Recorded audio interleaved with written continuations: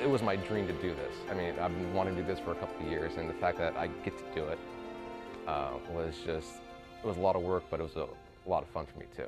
This whole movie project pretty much happened because of a conversation that my father and Paul Stews, the writer and director, had at church one day. We threw out some ideas. We grabbed a few more people who were interested. We grabbed Jesse and Masha and grabbed a few other people.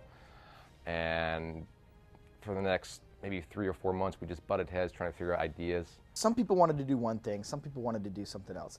We had people want to do kind of a drama. We had people wanting to do a comedy. We wanted to do some kind of like Christian action film, you know, like a robbery take place in Portland that going through the underground and cops and chases, and we really wanted to do it, but the reality was we didn't have the time or budget or, yeah. So what we tried to do was say, okay, what does everybody have in common that they want to see? So we figured, okay, we can get a Christian message out there, and that was what we all had in common was the central Christian theme that we wanted to espouse in this movie. I think when we finally agreed as a group that this was a story that we wanted to develop, and that we had the means and the capability of developing it right here in Portland, it was good. It kind of moved forward. You are aware that she's putting Bible verses in their little bread bags. The movie is so explicitly Christian that when you sit down and you read the script, and when you sit down and watch the movie and you're hearing these lines, I mean, you can't help but realize there is a strong Christian message here. We didn't take away the fact that it was a true story, it was a biblical story, but we just kind of stretched the expanded truth that maybe these vases and pots did exist further, and what would happen to them if they did. Our buddy Paul was showing us the script and what he had down, so it was basically about 6 of us that would go through this thing and say, oh yeah, you know, I like what you have here. This person needs to be this way. This person needs to say this or do this here. And you know, through you know, Paul just getting ideas down on the page, and then the rest of us kind of fleshing the characters out, we were able to give them kind of personalities. Once we had a script, how, you know, who are we going to cast? How do we get casting going? Where do we cast? I mean, do we bring people over to our house? What do we do? Hey, you guys, don't go in there. Come on, guys, watch out. It was a rocky beginning, but we were in it for the long haul. It was difficult the first day. We ran into so many different barriers, and it makes you go back and say, God, is this what you want me to do? You know, Lord, show me the way through this, because it didn't go very smooth. All of us having that basis of respect for each other, we consider ourselves brothers and sisters in Christ, that we could sit down and say, that didn't work, what are we going to do? And we kind of took a weekend off and said, let's collect our thoughts as a crew. Most of the crew had never, you know, touched the equipment, let alone been in a production before. I have no idea what I'm doing. So this is kind of a learn as you go type of thing. We did have a training day, but it was limited to a few people at the very beginning. And then those few people kind of took their knowledge and spread it to the rest of the crew. Round 1. And we learned some things from it and moved on to the next scene and got better and progressively better as we produced. Call it. 14-4, take 1. Can we replay that? Can we watch it? You know, when you do something like this, you expect to sacrifice time and money, and I think I did sacrifice a lot of time, but honestly, I didn't put a whole lot of monetary effort into this. So total, maybe 80 people worked on this film, and none of them got paychecks. Huge budget if you're a bum on the street corner. I'm trying to remember how many people we borrowed clothes from to put our wardrobe together. Yeah, our wardrobe, it's definitely a low budget film, that's all I'll say. The site locations were, for the most part, free. The actors were free. A lot of it was done because of the donations that people helped us out with. Just people that we know, people from church, you know, just volunteers. When we were trying to get the seeds to fall out of the pot, we had probably about 6 people in this really tiny, probably a 5x5 room, each one holding a separate thing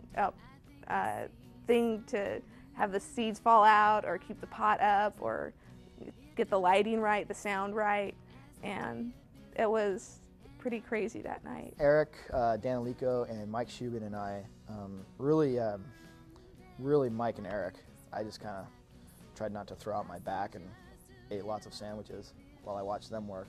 But we were, you know, little 5x5 room where this guy who let us use his bakery very graciously had, you know, all his supplies.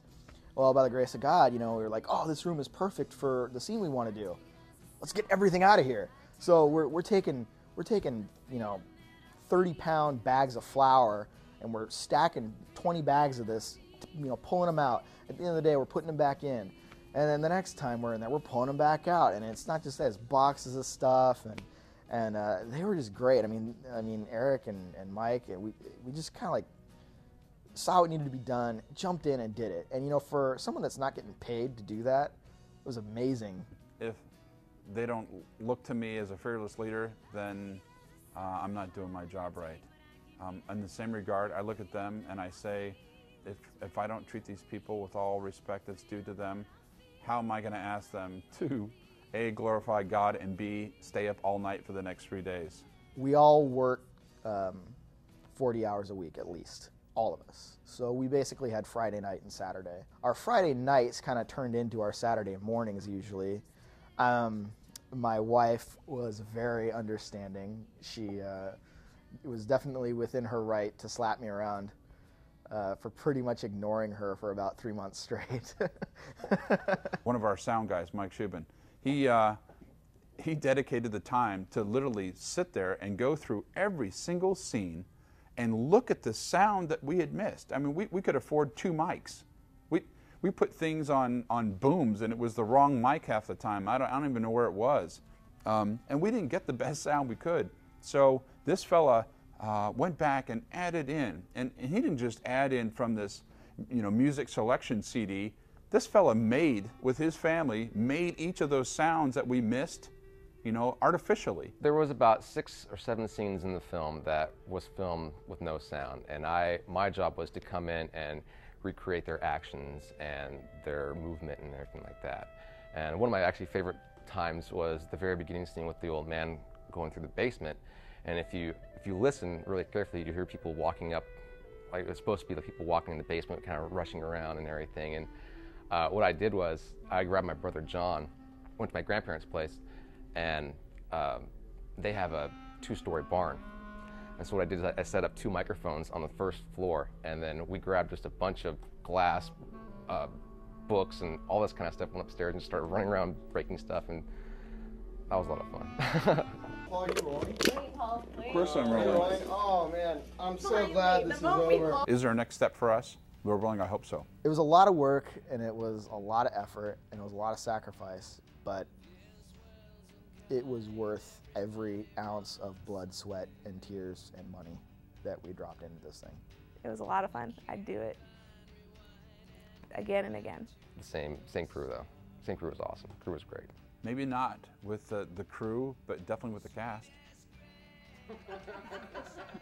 Rooster. We have a rooster in the We background. have a rooster. But it was really precious to see the work and the hard work and the effort of everyone kind of displayed out. And to see everyone cry in the right moments and laugh in the right moments was priceless. So without them, I am nothing. And without God, we are nothing.